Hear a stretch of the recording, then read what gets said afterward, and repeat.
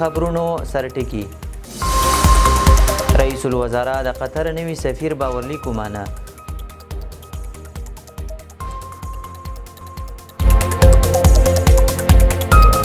ازبکستان د ترمیز هرتان لاره د تګ راتګ لپاره پرانیسته.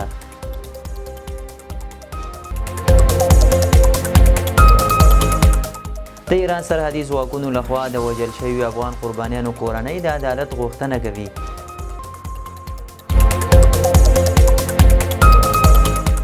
ایران په کابل کې د صحت افغان په نوم د درملو نندارتون پرانیسته. او تاجکستان د روسیې غوښتي چې د افغانستان سره د ګډې پولې امنیت کې ورسره مرسته وکړي. او اوس هم بشپړ خبرونه. رئیس الوزرا د قطر نوي سفیر باورلیک ومانه.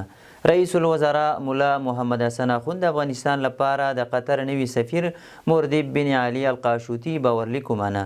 رئیس الوزرا په یادو تشریفاتي مراسمو کې هیله څرګنده کړه چې د قطر د نوي سفیر معرفي کېدل به د دواړو هیوادونو ترمنځ د موجوده ډیپلوماتیکو اړیکو د لا پیاوړتیا لامل شي. همداراز د قطر سفیر ژمنه کړې چې د دواړو هیوادونو د اړیکو او همکاریو د لا پیاوړتیا لپاره به دوامداره هڅې وکړي. د ایران د روغتیا وزارت مرستیال او د خوړو او درملو سازمان رئیس مهدي صالحي کابل ته راغلی.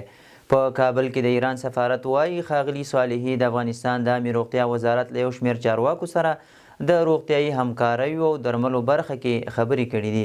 دا په داسې حال کې ده چې ایران په کابل کې د صحت افغان په نوم د درملو نندارتون پرانیستی چې د دغه هیواد 40 درمل تولیدونکو شرکتونو پکې خپل تولیدات نندارې ته ایښي دي. ازبکستان د ترمیز هرتان لاره په بشپړ ډول بیرته پرانیسته. ازبکستان له افغانستان سره خپله هغه پوله په بشپړ ډول د ټولو مسافرو موټرو پر مخ بیرته پرانیسته چې له 2021 کال راهیسې تړلې وه. د راپورونو له مخې د ازبکستان د سوداګرۍ او صنعت خونې اعلان وکړ چې د ترمیز هرتان پر پل تګ راتګ بیرته پیل شو او له دې وروسته له دواړو هیوادونو ویزه لرونکي وګړي کولی شي چې پر دې لار سفر وکړي. د ازبکستان چارواکي تمه کوي چې د دې لارې په بیا پرانیستلو سره به افغانستان ته صادرات لا زیات شي او ممکن په 2026 کال کې اندازه 2.5 میلیارډ ډالرو ته ورسیږي. ازبکستان دغه مهمه ټرانزیټي لار داسې مهال بیرته پرانیزي چې د افغانستان او پاکستان ترمنځ ټولې لارې له نږدې 2 میاشتو راهیسې تړل شوي دي. د ایران سرحدي ځواکونو لخوا د وژل شویو افغان قربانیانو کورنۍ د عدالت غوښتنه کوي. هرات کې د هغو 11 کسانو کورنۍ چې غړي د ایراني پولیسو له لوري په ډزو وژل شوي له حکومت څخه غواړي چې له ایران څخه د یادو کسانو د وژلو پوښتنه وکړي. د معلوماتو له مخې د دې ولایت د شینډن او زیرکوه ولسوالیو اوسیدونکو د اعتراض په توګه د ایراني پولیسو له لوري د یادو وژل شویو کسانو جسدونه هرات ښار ته لیږدولي دي. د کورنیو چارو وزارت ویان مفتي عبدالمتین قانی وایي چې دغه ځوانانو غوښتل په غیر قانوني ډول ایران ته واوړي خو د ایران پولیساتو ځواکونو له لوري ویشتل شوي چې 9 د هرات او 2 نورې د فراه اوسیدونکي دي او 1 تن ټپي دی. همداراز د ابونصر بندر امیر خطیب فراهي وایي چې دغه کسان په اصل کې 6 ورځې وړاندې وژل شوي خو په وینا ایران په خپلو سړکونو کې ساتل او د دوی له ډلې د ژوندي پاتې شوي ژوبل کس په مرسته یې کورنۍ او بیا د طالبانو حکومت له حاله خبر شوی دی.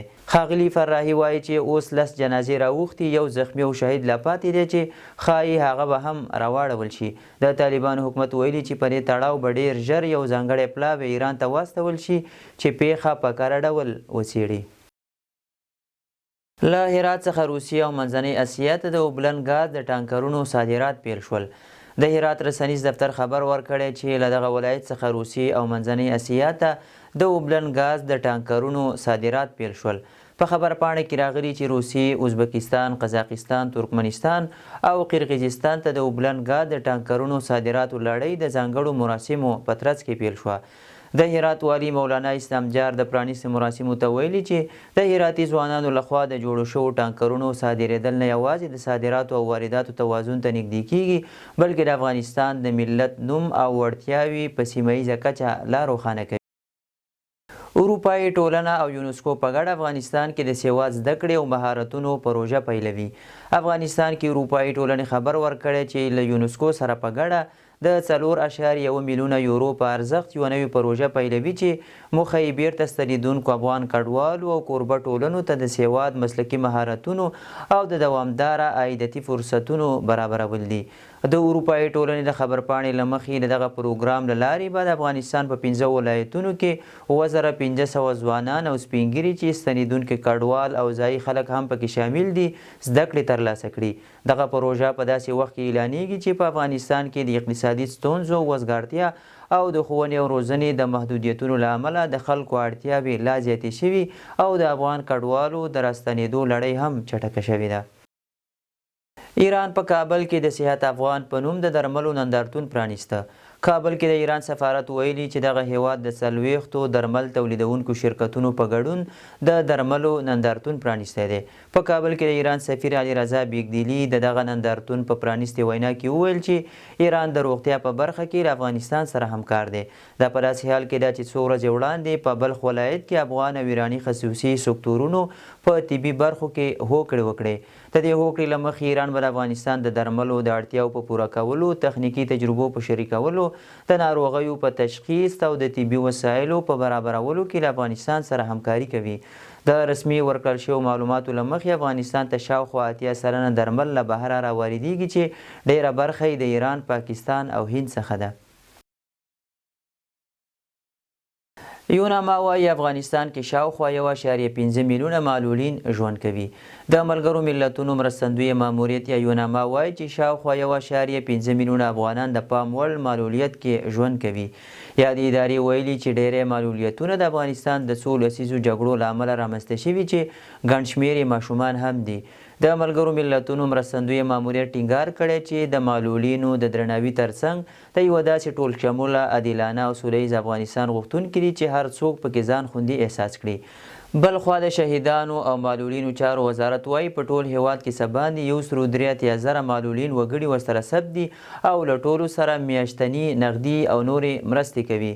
د دسمبر 3 د معلولینو نړیواله ورځ چې په 1992 کال کې د ملګرو ملتونو لخوا رسما وټاکل شو، هر کال په نړۍ کې لمانځل کیږي چې موخه یې د معلولیت اړوند مسایلو په اړه پوهاوی زیاتول، د معلولینو د حقونو او هوساینې ملاتړ دی.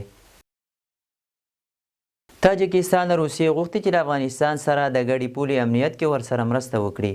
رویټرز خبري اژانس د تاجکستان د امنیت شورا او د ملي امنیت دولتي کمیټې د دریو سرچینو له خولې ویلي چې دغه هیواد له روسیې غوښتي چې د افغانستان سره د خپلې پولې امنیت ساتلو کې ورسره مرسته وکړي. تاجکستاني چارواکي له مسکو سره په تاجکستان کې د میشتو روسي ځواکونو لخوا د ګډې سرحدي ګزمې په خبرو اترو بوخت دي.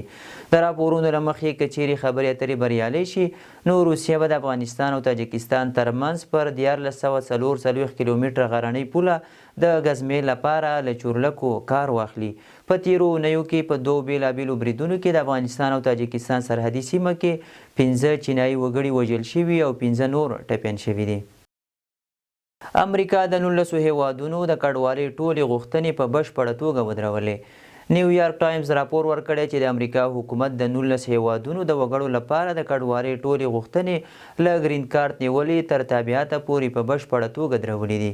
راپور زیاتوي په دغه بندیز کې د ایران، افغانستان، ترکمنستان، یمن، لیبیا، سودان، سومالیا، کیوبا او وینزویلا هیوادونه هم شامل دي. دغه پریکړه په واشنګټن کې د ملي ګارډ پر 2 عسکرو تر برید وروسته شوې ده. بلخوا د نیویارک ټایمز د اسنادو له مخې د ټرمپ ادارې پر افغان کډوالو فشار زیات کړی او د هغو افغانانو د نیولو او شړلو چارو ته یې لومړیتوب ورکړی چې محکمو ورته وار له مخه د ایستلو وروستی حکم ورکړی دی. د شال ټلویزیون قدرمندو لیدونکو دا د دې مهال لنډ او مهم خبرونه، تر بیا ښه وخت.